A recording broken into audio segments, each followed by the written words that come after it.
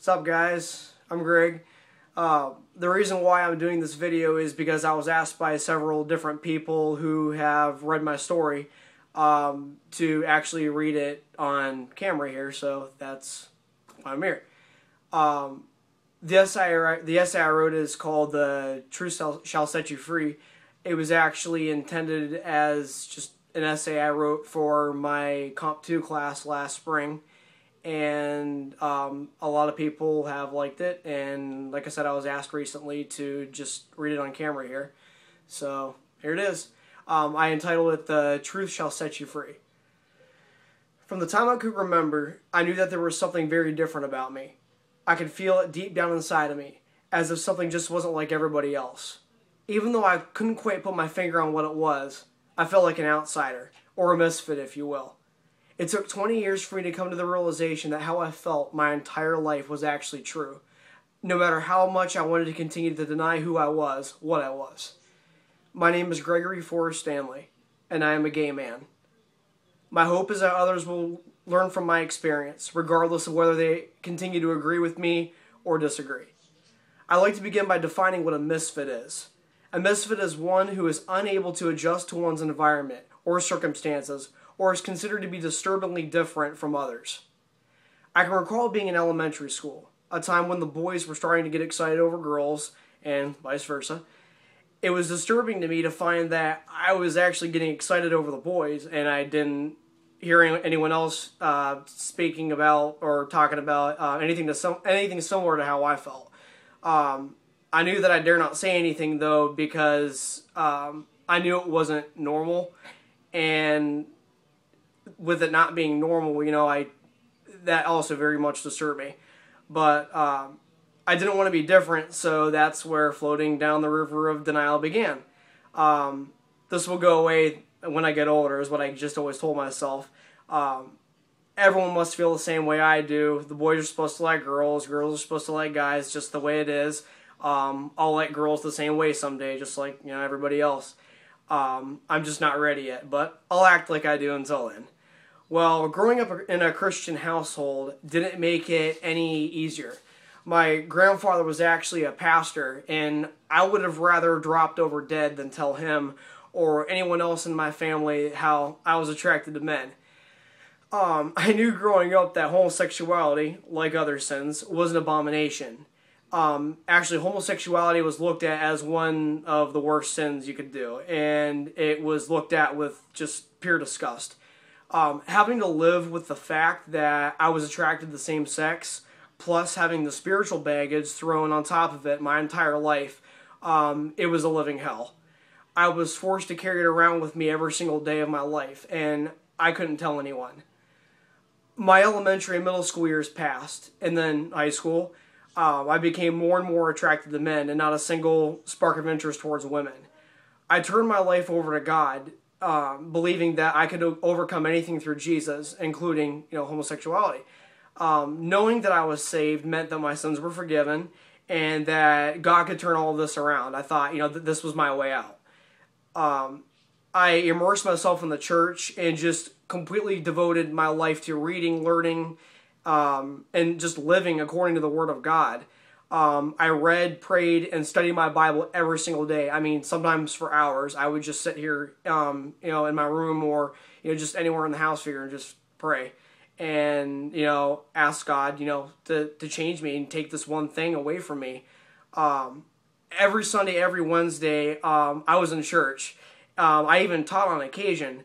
And I preach Jesus Saves. I go to the mall and I pass out gospel tracts, and I mentored other believers, and I prayed with people all the time, attended several different Bible studies. I went with my church several times to Mexico every year as one of their translators for the missions work. And to sum it all up, basically, I was one of the most highly respected people in the church, and it was awesome. But during this time, I dated my best friend Jessica.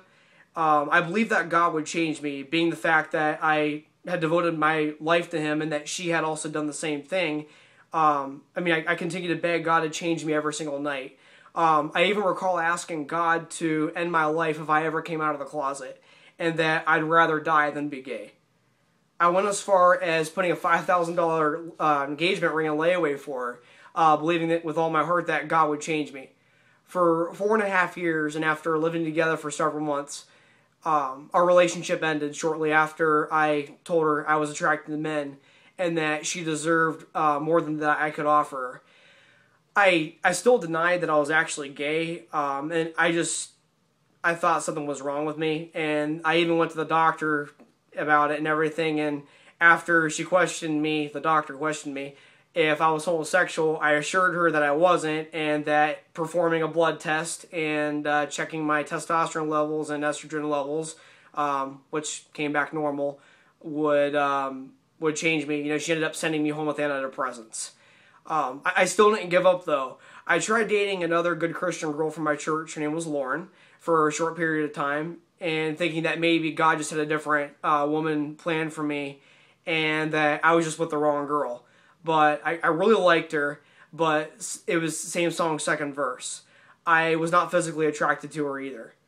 I was beginning to doubt my salvation, since I was taught that homosexuals cannot truly be saved, and that I couldn't understand why God couldn't change this one thing that was hindering me from normalcy. However, as much as I hated how I felt, I felt just as guilty for bearing false witness, trying to live a heterosexual life when I clearly was not straight. I knew that would be hard enough to tell my family, but giving up and actually admitting to myself that I was gay meant that I would lose my church family, as I knew that telling the truth about who I was meant that I would be put out of the church. There was nothing I could do about it, and just both the guilt that I felt from talking to other gay people, along with the thought of losing those who I had served with for years, those I cared about and loved, and I knew that their perspective of me would change once they knew what my sexual orientation was. This made me just physically ill. I felt that I had no choice, though, believing that though that I was going to hell was just icing on the cake, and I couldn't hold anything down. I was literally physically ill. I wanted to end my life more than anything at one point, but I wasn't going to continue living a lie either. That's also a sin. For the first time in my life, though, I finally just admitted to myself that I was gay. And coming out had a negative impact on my church life, like I said. And I was outed by someone I trusted before I had the chance to tell the church myself. And I had to leave the church. But I was originally, my family was originally dealing with it, and everything first before everyone else found out. I wasn't going to continue, I didn't want to be a hypocrite or anything. I was going to tell them, but again, I was outed before I even had the chance to tell everybody the truth. But I was told that if I was going to continue to be homosexual, that I would not be able to stay in the church. And that I would have to go through an ex-gay ministry, which turns out the two men who started the ministry are now married to each other. Shows how well that works. Even if I wanted to stay, I was told by the church that I wouldn't be able to work with children or youth ministries, most likely, as I could be looked at as a pedophile, as if a straight person would never touch their children. But thankfully, though, coming out to my family, it was hard, but ultimately a positive experience. It took them a while to cope with it, and I think in ways my family still is coping with it in their own way. But to my surprise, everyone who knows me took my coming out quite well, except my church. I'm actually closer with my family and friends now more than ever, and my coming out story and everything, through telling it and everything, I've gained a lot of respect from people, and that's incredible. This experience has slightly changed my perspective towards others. I truly learned the hard way that people change, and you can't trust everybody. And I learned that my true friends, stuck beside me no matter how much they continued to agree or disagree. The others just simply vanished out of my life, and I learned I don't need them. But the perspective of myself has changed drastically through this experience. For example, I really don't care what other people think about me. I went from hating myself, wishing I was something that I wasn't, to loving myself unconditionally. And, you know, just like I were to love another family member or a friend or anything, you know, I wouldn't beat them up over something either. You know, I'd be telling them good things about them and everything. You know, I learned to start telling that to myself, you know, telling good things to myself. But, you know, I love waking up in the morning and I love being alive. You know, I went, you know, again, wishing that I wouldn't wake up the next morning. You know, that's what I used to do. It's the complete opposite now. I can't get enough of life. But what generalizations can I make about being, you know, like an outsider? I read a quote by Bill Hicks. He says, "I get a kick out of being an outsider constantly. It allows me to be creative." It's like society tries to cookie cut everybody into what they want you to be. And, you know, how do we deal with that? What I believe is that just don't settle for mediocrity. And just stand up for who you are. And stand up for what you believe in. Vote for issues that you're in favor of. And those things you're not in favor of. Every vote does count. You know, how do you cope with being an outsider? You just do. There's really no way around it. You just do. Find others who feel the same way. And what if you can't? You can. I promise. You can.